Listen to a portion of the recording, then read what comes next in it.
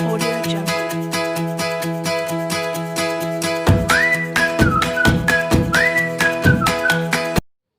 Assalamualaikum warahmatullahi wabarakatuh. Selamat pagi anak-anak. Bagaimana keadaan kalian? Ibu harap kalian selalu sehat walafiat.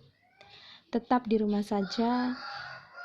Kalau kalian keluar, jangan lupa memakai masker dan mencuci tangan menggunakan sabun serta air mengalir. Anak-anak, hari ini Bu Eli akan memberikan materi seperti biasa kepada kalian, yaitu tentang mendaftar kata berima pada pantun, gurindam, dan syair. Kompetensi dasar 3.9 mengidentifikasi informasi, pesan, rima, dan pilihan kata dari puisi rakyat, pantun, syair, dan bentuk puisi rakyat setempat yang dibaca dan didengar.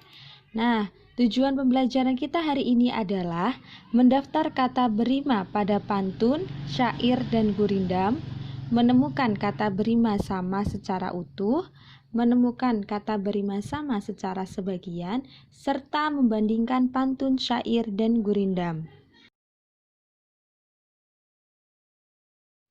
Anak-anak, minggu lalu kita telah mempelajari ciri-ciri pantun. Nah, ciri-ciri pantun yaitu tiap bait terdiri atas 4 baris atau larik. Kalian tahu kan bait? Nah, ini. Kemudian, tiap baris terdiri atas 8 sampai 12 suku kata. Nah, kemarin suku kata apa, anak-anak? Suku kata adalah bagian kata yang membentuk suatu kesatuan puncak kenyaringan. Jadi, sebelum membentuk kata, itu huruf-huruf itu membentuk suku kata. Ya. Misalkan sayur terdiri atas suku kata sa dan yur. Jadinya kata sayur gitu. Kemudian rima akhir setiap baris adalah ABAB. Baris pertama dan kedua merupakan sampiran. Baris ketiga dan keempat merupakan isi dari pantunnya. Nah, sekarang kita akan membahas kata berima pada pantun, syair, dan gurindam. Nah, rima adalah pengulangan bunyi dalam kata atau suku kata yang ada di dalam puisi. Misalnya pengulangan kata pada pantun air surut memungut bayam, sayur diisi ke dalam kantung, jangan diikuti tabiat ayam, bertelur sebiji riuh sekampung. Nah, di belakang kata ini, di belakang baris ini ada kata di mana baris 1 dan baris ketiga itu mempunyai suku kata yang sama. Yam, yam, kemudian kantung, tung, pung. Nah, ini merupakan rima atau suku kata yang berakhiran sama. Tuh, paham ya anak-anak? Kemudian yang kedua adalah syair. Syair kemarin juga mempunyai ciri-ciri. Tentunya ciri-cirinya berbeda dengan pantun. Nah, ciri-ciri syair yaitu setiap bait terdiri dari 4 baris. Nah, jadi syair ini terdiri atas beberapa bait, tidak hanya satu bait seperti pantun, tapi satu bait terdiri atas 4 baris sama dengan pantun. Nah, kemudian setiap baris terdiri atas 8 sampai 14 suku kata. Paham ya tadi suku kata? Ini contohnya, hai sekalian, hai sekalian kita yang kurang. Nah, ada berapa? Ada 11 suku kata. Kemudian ciri-ciri selanjutnya bersajak a. Jadi kalau pantun tadi ABAB, syair ini sajaknya terdiri atas a. Semuanya sama, kurang, berperang, rang, orang. Nah, jadi sama. Semua baris adalah isi. Kalau di pantun ada sampiran pada baris 1 dan 2, sedangkan di syair ini ada isi. Tidak ada sampiran, semuanya adalah isi. Bahasa yang digunakan biasanya berupa kiasan. Jadi bahasa kiasan adalah arti kata yang bukan sebenarnya. Sekarang kita ke kata berima pada syair. Ya, contohnya tadi kurang. Kata berima pada syair larik 1 itu sama dengan kata berima pada larik 2, 3, dan 4. Ya, harus sama semuanya. Kurang, berperang, rang-rang semuanya di belakang, rang, kurang, orang, jadi sama. Kemudian diri, diri, diri, fikiri, sendiri. Jadi semuanya sama. Satu bait ini rimanya yang di belakang, suku kata yang di belakang ini sama.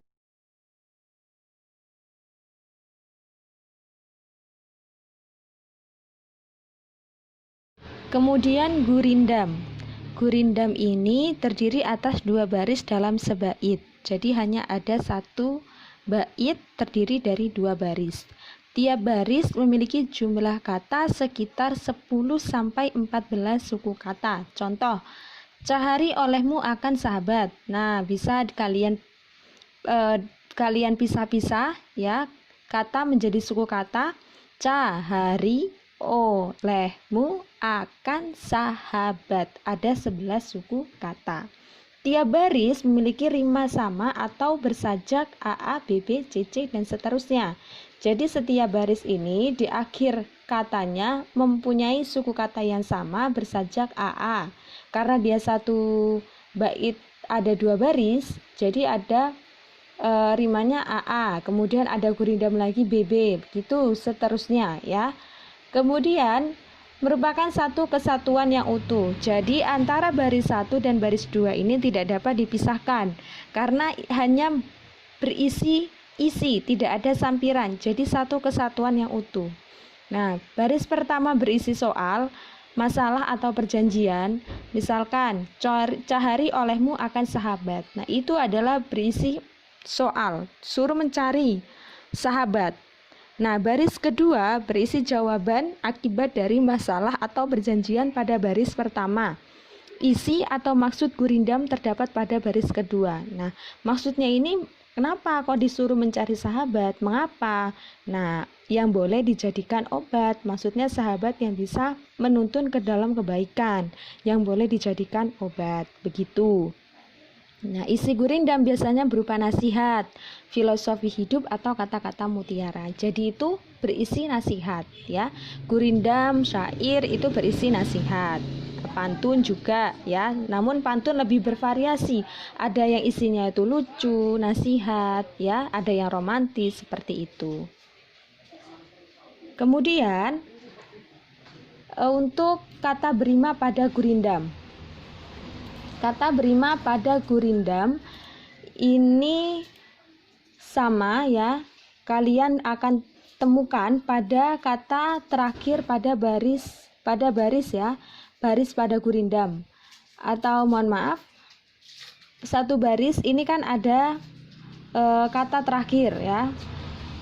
Suku kata terakhir pada kata gurindam. Contoh sahabat, obat. Ya, ini lebih mudah karena hanya ada 2 baris. Jadi sahabat, obat, guru, seteru ya, sama-sama mempunyai suku kata yang sama, rimanya sama, bat, ru. Seperti itu.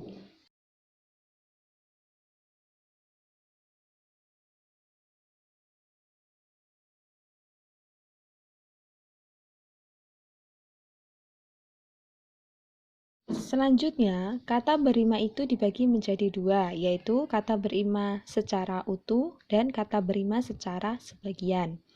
Kata berima secara utuh, misalkan kalian disuruh mencari benda di sekitar kalian, buah, tumbuhan, nama kota, hewan, atau masakan. Nah, contohnya rebana. Kata dengan bunyi akhir sama secara utuh dengan kata rebana, contohnya terpana. Suasana, terpesona, terhina, terbina. Nah, karena rebana ini mempunyai rima utuh na. Nah, rima utuh na ini bisa kalian cari pada kata lainnya, contohnya terpana. Na juga, na, na ya, terpesona, terhina, terbina sama ya, na. Nah, kemudian ada kata Sulawesi. Rima utuhnya si. Kalian bisa mencari kata lain, contohnya solusi, motivasi, prestasi. Nah, belakangnya ada si ya. Si semua, SIC, semuanya ada, sama. Gulai, belai, belalai, selai. Jadi sama, tidak ada yang berbeda. Nah, kemudian yang kedua kata berima akhir sebagian. Berbeda dengan kata berima secara utuh tadi, Kalau berima akhir sebagian, contoh kalian temukan pada benda di sekitar buah, tumbuhan, nama kota, hewan, masakan, pisang. Kalian bisa cari kata lain pegang, dagang. Bu, kenapa tidak sama? Seperti tadi, semua hurufnya, suku katanya sama. Terpana, kemudian ada rebana, kan na, semuanya sama. Kenapa ini ada yang beda? Pisang, sang, pegang, gang, kan G sama S berbeda karena ini adalah kata berima akhir sebagian, bukan utuh. Nah, kalau sebagian satu huruf berbeda tidak apa-apa ya. Manggis, menangkis, berarti kan beda. Gis, kis, beda pada huruf G dan K, seperti itu. Piring, ring ya. Keliling, gasing, ling sama ring beda pada huruf L dan R. Jerapah, pah, susah, sa, berbeda pada huruf S dan P. Seperti itu anak-anak. Bagaimana? Bisa dipahami? Bagaimana anak-anak? Bisa dipahami materi hari ini? Ibu harap kalian bisa memahami. Jika kalian belum paham, kalian bisa menanyakan ke Bu Eli melalui WhatsApp ya. Seperti biasa, jika kalian ingin bertanya pada Bu Eli, diharap memakai bahasa yang sopan. Ya sudah anak-anak, materi hari ini terima kasih karena telah mengikuti pembelajaran bahasa Indonesia. Selalu terapkan 3M, apa saja? Memakai masker, mencuci tangan, dan menjaga jarak. Ya, sekian pembelajaran hari ini. Jangan lupa dicek Learning Smart School-nya, ada tugas bahasa Indonesia di sana. Selalu menjaga kesehatan dan semangat dalam belajar. Wassalamualaikum warahmatullahi wabarakatuh.